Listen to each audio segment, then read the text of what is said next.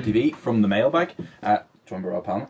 Hello. This is the segment where we answer your questions or statements that we interpret as questions. Maybe statements. Yeah, maybe. What have we got this week? The first one is from Guess Who? Carol182. Oh, rhymes. I didn't even mean to do that. Yeah. Anyway, so he goes on to say, this was on the draw for the reaction video for the Bosnia playoff game. And he says, I don't know if you've heard Brian Kerr talking about football culture and second captains this week. He made some good points which might have been disregarded due to people only viewing him as a source of funny sound bites. He claimed that Irish football is a mongrel dog, a crossbreed of GA and rugby, and I think he's right. Breaking through the tackle, kicking behind, and put their backs under pressure. Put it in the mixer are mutual tactics over four main sports, and there needs to be a separation between them. Just wanted to say, I think Kerr is a good voice, and I hope he isn't just regarded as some crack, which on this show he isn't. I don't think. I think, being honest, I used to. I don't anymore. Yeah, I have to hold hands up and say that I used to not listen to him because I know it sounds terrible, but fuck it, you might as well be honest. His action is terrible, and he just says things like Juventus and Ajax. Yeah, which is it's just awful. But when you get through that, you realise that his points are brilliant. Especially considering this is Irish football coverage we're talking about, which is generally dreadful. So he's got insightful stuff into the game. Like, he actually says things that make sense. He understands how it works. He's a good youth coach, and when he talks about what's happening, it's not just this has occurred. Now we're going to talk about what's occurring next. You know what I mean? Oh, he's had a shot there and it's missed. He does actually talk you through things. How someone hasn't been in the game. How someone needs to do something more, but in an in-depth way that shows he understands it, not just really obvious. You know, like he took a shot there and he missed. Oh, it was not good. Or he just says needs to do better all the time. Well, yeah. He doesn't say that, which is nice. But I think the reason why he'll never be taken seriously is because of the point that you made. He's got a terrible accent, and he honestly sounds like a taxi driver after a night out. Yeah. When you've gone and talking to them about football, when he says Ajax and Juventus and stuff like that. Yeah. But like he is clever compared to the other crap that's on Irish TV. But then and he's an actual coach, which helps. And he's an actual coach, unlike fucking the rest of them. Yeah. I was trying to pick out names, but I was like, oh, hang on, they're all shite. Yeah, who else is good value actually? Michael O'Neill, Northern Ireland's manager. He's very good. Yeah, he's very deep thinker. As a pundit, very deep thinker. Yeah, and it shows. Yeah, and then Kieran goes on to say as well, he goes, in 7 years of PE, this is to go on with the point of mongrel dog, football, rugby. All being mixed together. He goes, in 7 years of PE, it was like playing the same sport sometimes with just different shaped balls. I even remember playing... I'm sorry, I can't read that seriously. I even remember playing basketball. I'm such a child. I even remember playing basketball where the contact rule, one of the fundamentals, wasn't enforced and had GA players trying to force a turnover with a closed fist like it was a Gaelic football match. This might sound stupid, but if there was a serious effort to separate these sports completely in terms of how they will be coached, we would do better in football and possibly rugby, although I couldn't give a shite about that. Doctors, keep up the excellent work. I'm assuming we're the doctors. Assume doctors is a typo? Yeah, it must be. It must be. Chaps or gents, I'm going to go with that. Chents. Changed to doctors. Yeah, because... Although, I'll take doctor. That's pretty cool. Yeah, I'll take doctor. I'd like to be doctor. Get paid doctor fucking of football. Loads. Yeah. I'll take doctor engineering, I guess. As for the sport thing, I don't necessarily agree that it's a mongrel dog of tactics. I think that's more to do with our sport and culture. Because we're Celtic people, we like violent sport. You know, and if you look at all Celtic nations, they all enjoy physical games. You know, he's talking about history again. No, but I mean, I am. But I mean, it's a kind of a cultural thing. Like we don't value being clever in sport. We value being strong. Yeah. Whereas the warrior spirit, I suppose. Exactly. Yeah, it's kind of a Northern European thing in general, but it just seems to come particularly for us and England, Wales, and Scotland.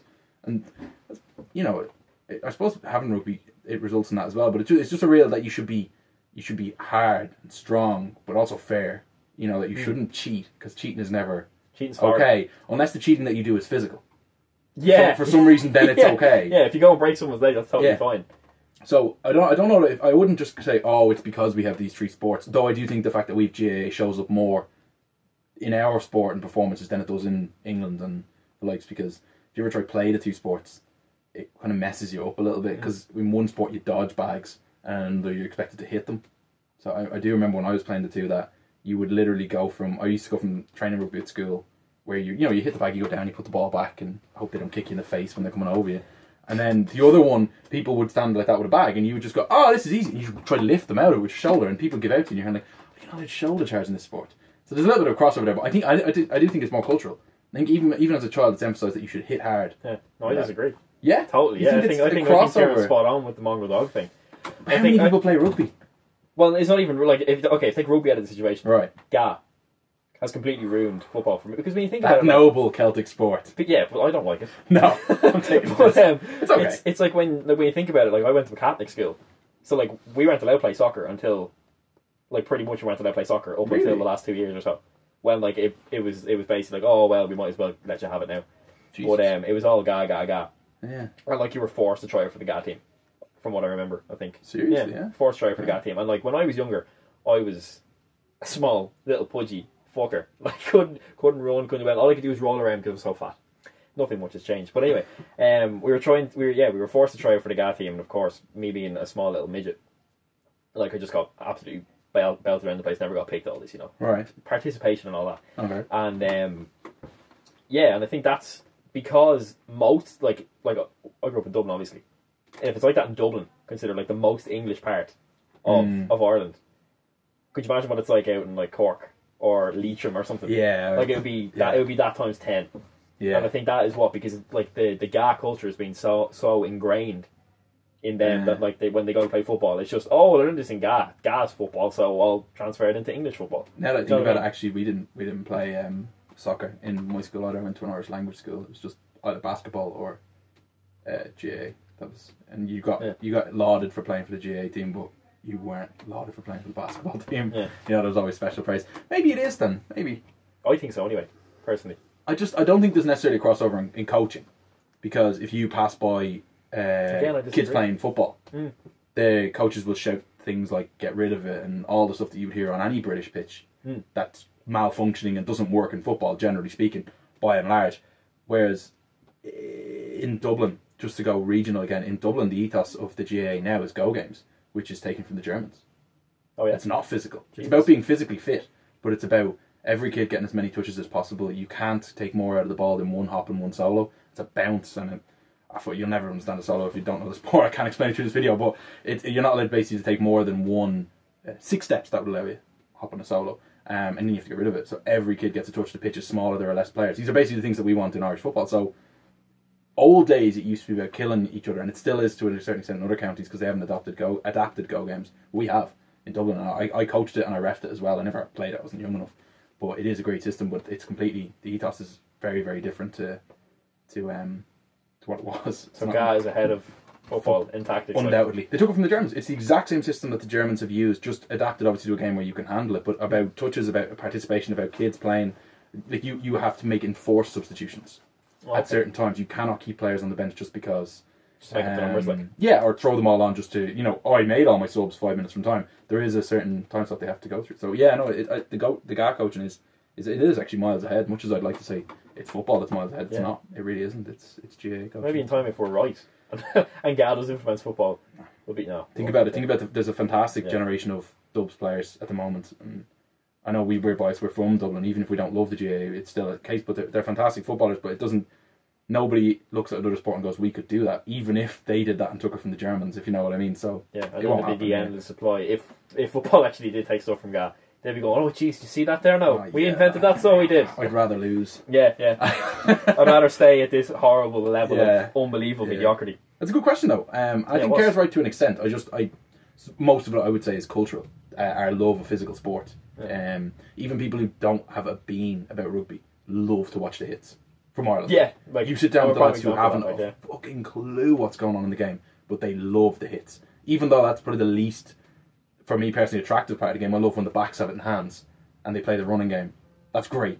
Yeah. But people love that, and even in Ireland, they'll all sit down, women, men, kids, and they just all go, ooh, but in an appreciative way. Yeah. He's just like, you can see his head snap back in the replay. It's like, ooh, that's good. It's like, I've been an example of that, like, because I've never watched rugby before this World Cup. And to be fair, like I've asked Adam, who's over there, about many things because he actually knows rugby, and I've tried to like get my knowledge up, but still, when I'm sitting down and like someone hits someone hard, I'm like, oh yeah, I'd be dead if that was me. Look, you could visibly feel that. yeah. Oh look, he can't get up. Oh, he's broken. It's about what you value, culturally, So I think it's a mix of both. Then. So to sum up, you disagree with what Kieran says, and I agree with him. I think that the GA's further ahead than people realise, but they don't realise it by and large because it's only Dublin that have done it. So it's only 1 out of 32 counties who've adapted it. But if you think about it, Dublin have won think it's 8 of 9 possible trophies in the last 2 or 3 seasons. Just one loss in the championship. It shows that it's coming through. There's more. There's an absolute glut of talented players about to come through for Dublin that are better than the players that are here now. Yeah. And they're coming through the system. They're 100% Go Games created kids. The ones that we have now aren't, and they're that good. Do you know what I mean? So when people say that Dublin is too good, I know this is something I turned into a guy thing. There's an absolute glut of players coming, but it shows the potential of what we could have, football-wise, if the FAI had. So Dublin is a bit like La Masia. It's expensive. That's the problem. Yeah, it's what? It's a bit like La Masia. Yeah, and also they're picking from all the clubs now. That's why if you look at the Dubs team playing, there's players playing from clubs that either you haven't heard of, have never produced a Dub international inter-county player, but all of a sudden there because it used to be just the old favourites and it hampered Dublin before. But it's completely changed and it's really open-minded. So if anything, you could copy the GAA's approach. It's working. Yeah. So we'll move on to the second one now. Yeah, we went on for long enough. Second one is from Sean Gormley, and this is another one from the Bosnia reaction video. And he says, agree with everything apart from OShea missing being a positive.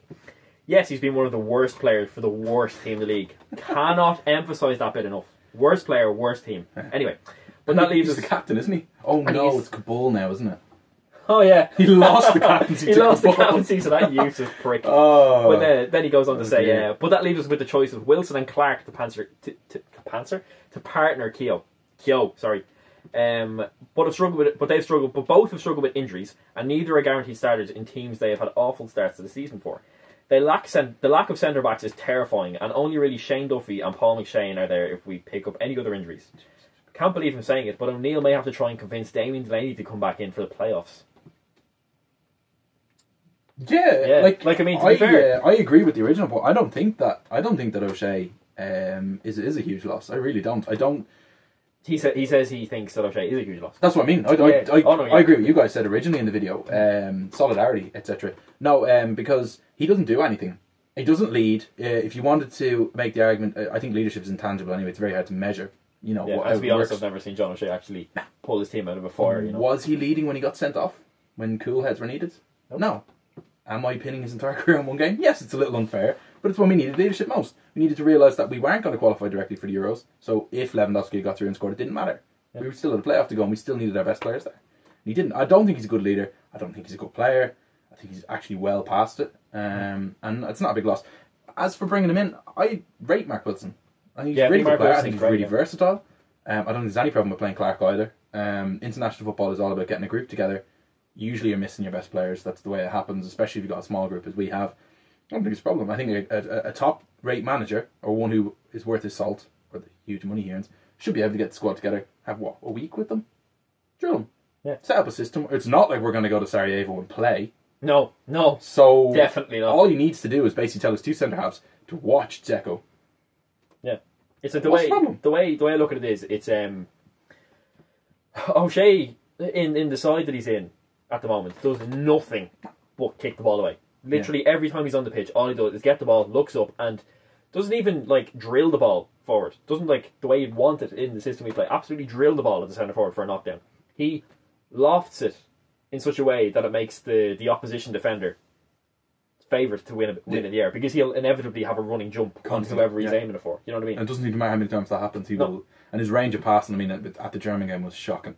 Oh, stop. Absolutely appalling. The amount of hospital passes he paid across the box. His lack of composure in Warsaw was alarming, and I don't think I'm exaggerating when I say that. I've never seen anything quite like it, because you expect the experienced old heads to kind of do the football by numbers, if you like, well, the real basics of being a centre half, and none of it was on display. And it was basically like a clingy boyfriend in a fucking club with Lewandowski. It was really painful to watch. I mean, Lewandowski's a top player, right? But he's not playing in the top side. So it's not. If it was Bayern Munich, I'd understand. I'd literally have 2 fistfuls of him, to make sure he didn't get away. There wasn't all that good a service to him, and yet he was all over him. The ref was very generous not to punish him earlier. Yeah, to be honest, I was very vocal in the defence of Lewandowski for how he went on in the game, because he was getting loads of criticism for people diving, for him diving rather.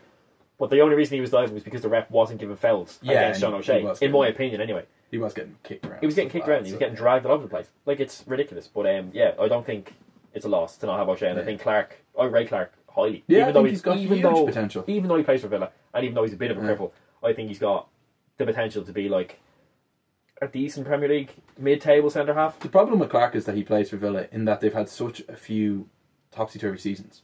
And maybe I'm being a little bit kind to him because he's an Ireland international, and maybe I should be a bit harsher. But it doesn't seem like the type of club where you might come through and shine. Yeah. You know, whereas if he played for someone else, maybe who was a stable, say a Stoke, and was a centre half for them, maybe he would look better. Yeah. Maybe it's not a good side. Let's just say it's very hard to judge them objectively. Fortunately, we have enough sample evidence with John O'Shea to know that he's not a good player. Yeah. As for Damien Delaney, I wasn't aware that he had actually played for Ireland. For coming back, I always wondered what the story was here, because the season that Pulis took over at Crystal Palace, he was amazing. He was actually amazing, and he never got called. Yeah. So, I'm not aware what the story is with his Ireland situation. If you're watching, comment below and let us know. Yeah, because we're clueless. Because he's a good player, and he doesn't get called up. And no, the thing was that he was supposed to be called up back when we played the last round of Euros before the last one, if you know what I mean. Right. Before we qualified, And he put an open letter to the FAO when he was called up and said, "I don't want to play for Ireland because I'm not part of a younger generation. I'm too old to be I think it would have been his first call up." Right. And he was saying, "I'm too old to play for this squad. What Marlon needs to do is he needs to get a young group of players in to build for the next generation." Which, to be fair, I think is a fair enough argument. He wants to focus on his club career. He's pushing 30. Like. Yeah. I hope he calls him up. Yeah, but I don't think he'll come, unfortunately. Come at the hour, etc. But I think he's a really good player. Although I don't see the problem with Keogh. I think he gets a lot of stick from Irish fans. He hasn't done anything wrong. No. In the games he's been called into, they've generally been big games. He hasn't had a soft game really to play that I know for Ireland. And he's done well. He's not great, don't get me wrong. No Irish player is. No, but like he's done a solid job, and he doesn't deserve to kind of be that panic figure that you have to stick somebody beside. Yeah. He's all right. Like, it's John O'Shea I'd be worried about, being honest. We'll move on to our last one. Yeah, we have to pretty speed because we're going to run out of memory on my phone. Yeah. Okay. But, it's in relation to this is Sean Deegan who says this, by the way, and it's in relation to Kris Commons going absolutely fucking nuts when he got taken off against Molde in the Europa League. Is that a quote or is that no? That's me. Okay, right. It's swearing, of course it's me. Yeah. But he goes, I hope they didn't take him off for Carlton Cole. Free kick and corner kick taker, plus a creative mind on the bench when you're losing 3-1 to Molde. There are no Man United or Barcelona. It's Molde. Celtic chairman Dermot Desmond has backed the manager recently. Why? Because he doesn't want to have to sack him. It's only 2 seasons ago that Neil Lennon was in charge in qualifying for the knockout stages of the Champions League. Now they're losing to almost anybody. Should be mentioned that Celtic are 3 points clear at top of the SPL. Just to add some context to this point. And also, they generally don't have established players anymore. No. They're always talents that then get bought in, and just thinking they're Van Dijk and Wanyama. Yeah. As soon as they shine a little bit, they're gone, and that's where Celtic are right now. And I think that's just that's a realistic. Not even saying just Celtic, not to just attack Celtic, but I think that's where the SPL is right now. It should be Celtic. That really pisses me off. Yeah, I know. Where does that come from? Anglicised, probably. That's what I'd imagine. I don't even know. That's just always bothered me. I thought I'd bring that up. It should be Celtic. There's no reason on earth to call it Celtic. But anyway, we will continue with Celtic. That's it. They just don't have the money to be playing in Europe and doing well anymore. Yeah. Unless they do a Neil Lennon job, which is really boring and unambitious. Stagnant. Horrible. So the way I look at it is, it's like Ronnie Dealey is doing the best that he can with the squad that he has. Yeah. What more can you expect from him? He's 3 points clear at the top of the league. The SPL is a shit league, regardless of... I'm probably going to get slammed for that for saying that, but I think it is. It's a shit league. Simple as that. Like, there's Celtic and everybody else. On Champions League standards. Yeah. And Europa League It's below the Championship, in my opinion. Aye. Like, I watch a decent bit of Championship, because SPL is definitely far below Championship. Anyway, definitely. Yeah. I'm not really surprised. I mean, what do you expect? They don't have the money. They haven't even got Rangers there for the money makers every few seasons. Yeah, no, for where he's at. Like, yeah, that's what I mentioned what's going to happen. Yeah. And Kris Commons is probably off. Yeah. Let's be honest. Sorry. Yeah, he's definitely That's how it's going to go. Surprised he hasn't been bought yet, to be honest. Yeah, same. Is that? That's a wrap, yeah. That's I think a wrap. we have to finish up. So, what do you think of our long-winded, sometimes off-the-point answers? Leave your comments in the section below. Subscribe to Final Third TV on YouTube. Follow us on Twitter at @the Final_third. And thanks for watching.